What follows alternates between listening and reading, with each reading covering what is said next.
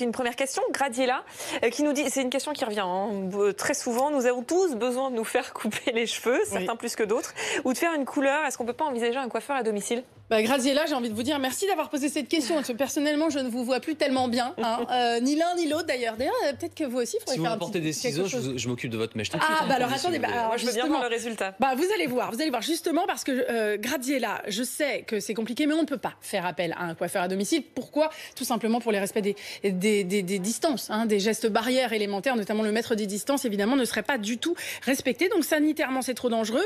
Et allez comprendre, c'est pas considéré comme essentiel. Bon, c'est pas grave. Nous, on trouve que c'est essentiel, en tout cas moi personnellement.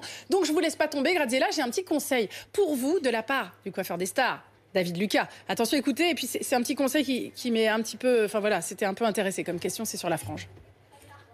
Je vous conseille vraiment de couper votre frange sur cheveux propres et secs.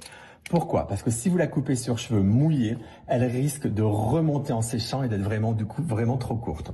Deuxième conseil, c'est de ne surtout pas couper net comme ceci. Ça pourrait être trop marqué. Je vous conseille donc de couper en texturisant, en effilant, comme ceci.